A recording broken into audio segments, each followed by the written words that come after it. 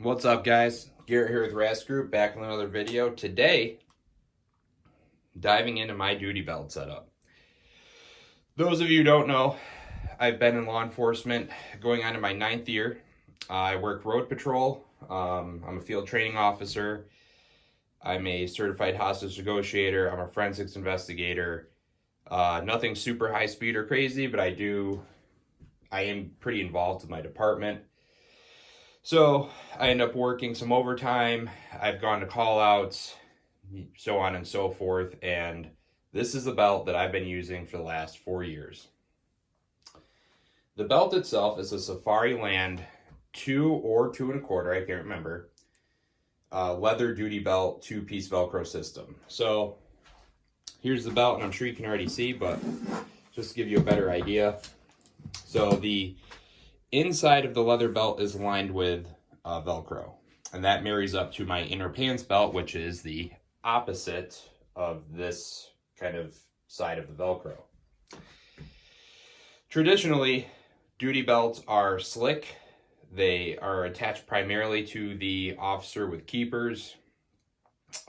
Just things get shifted, things slide around, keepers come undone if you breathe on them wrong. I mean, just really not a great overall kind of system, right? I think we need to embrace some of these newer styles of belts that are coming out. It's popular for the range, popular for a lot of mill guys. I think, this is not necessarily a tactical type thing. I think it just makes sense as far as like securing it to the human body.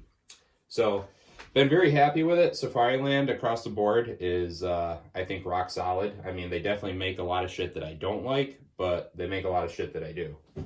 So that's the belt itself. We're going to dive into it. I'm going to go weak side to strong side, talking about some things as we go here. Now, first and foremost,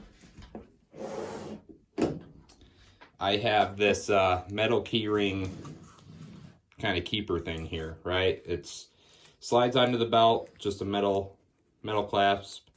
A lot of guys use them for keys.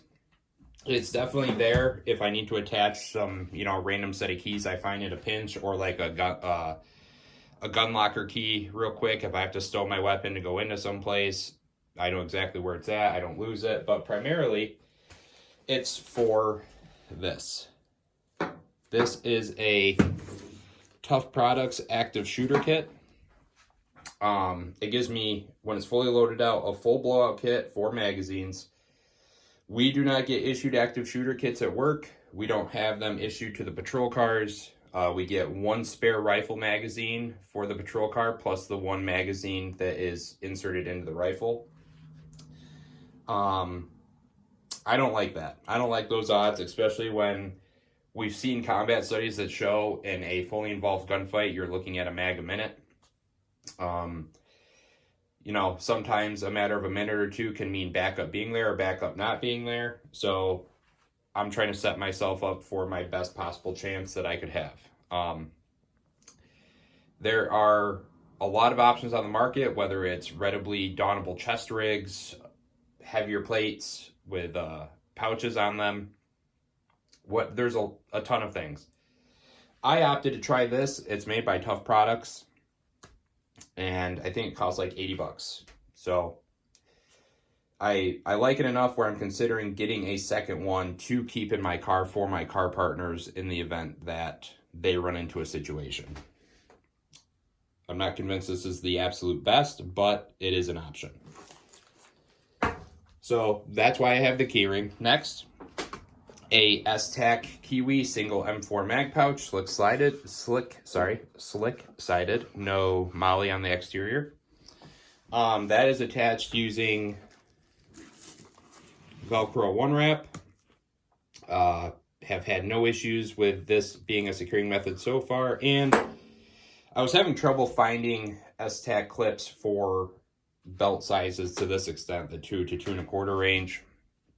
The cool thing with the 1-wrap is you can cut it to whatever length you need, and you can trim it down if you're going to a smaller system later on. You can, if one piece starts to go bad, getting weird and gummed up and stuff like that, you can just throw it out, cut off a new strip and go. Not mad at it. Sorry guys, I'm having like some weird sensations in my chest right now, which have just kind of become the norm as I get older, so working through those. Maxpedition dump pouch. Really a few reasons why I run this. One, I keep it next to the rifle mag pouch in the event I do a tack reload. I'm having trouble re-indexing my mag into this mag pouch. I can back it up a little bit, drop it in the pouch. I don't lose my magazine. I have someplace that I can easily access it. I just, shove my hand into the dump pouch, find my mag. Also, just for normal work stuff, searching a vehicle, finding things that they really shouldn't have, putting those in the pouch, securing them, as opposed to putting, the old, the classic cop blunders of like putting stuff up on a windshield or trunk or hood or roof, and all of a sudden you look up there and it's gone. Whether it blew away, rolled away, somebody grabbed it when you weren't looking, whatever.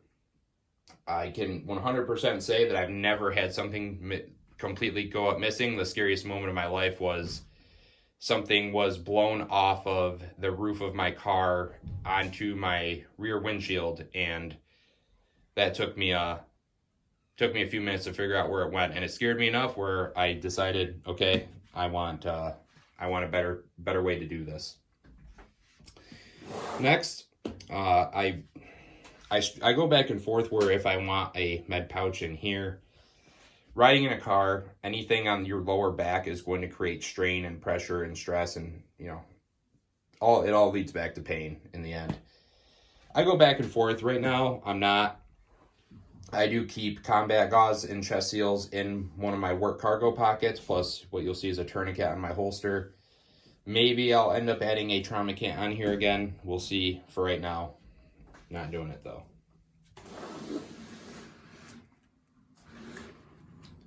All right, the cool part, right? My holster. So this is a Safariland 6000 series RDS light bearing holster for a Glock 17. You guys have seen my Glock 17 1,000 times. It's the same gun I use for everything. No bullshit, no jokes, no gimmicks. I literally use one gun. The holster itself is awesome. It's taken me a while to get used to. I did add a QLS system right in there. I'm sure you can see that. Boom. That's just so that I can throw this onto my range belt setup when I go out to teach and stuff like that.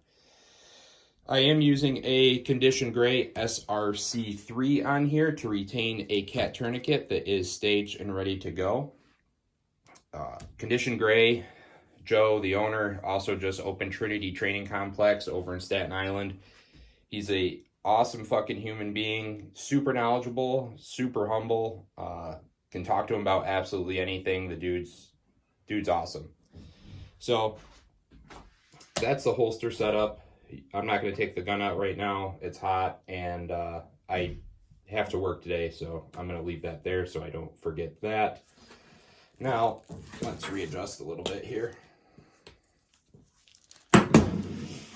Next, I have my key ring. Nothing crazy. It's a couple of work keys and a spare house key. I do not keep my vehicle key on here. I did put this underneath, this extra key ring. Just routed it along the nylon, then slid it onto the belt. That's just so that I can clip my vehicle fob key too, if should I want to. Usually I keep my vehicle fob key just down in my work pants. And then I will say something about this real quick. This, I think, should be issued to every officer for every department or for every security guy, for anybody doing anything where you carry keys on you and need to have your keys quick and accessible, but you don't want someone to hear that where you are if you have a tremor, for Christ's sake. These are awesome. Doing warrant checks, anything that's relatively I'll say, relatively required to have some sort of low signature, whether it be someone not hearing you, seeing you, whatever. These are awesome. I've used the same Amazon special for 3 years now. Probably due for an upgrade, but it works. Like I said, the Velcro still sticks. It keeps the keys from jingling. Does its job. I'm not mad at it. Last but not least, I am running two S-Tac angled 45-degree mag pouches. I'm sorry, 40-degree mag pouches. Again, Velcro one wrap. They have not shifted, have not moved since I've mounted them. The reason they're mounted to the what's technically the gun side of my belt and not my like hard weak side is because when I have this belt on,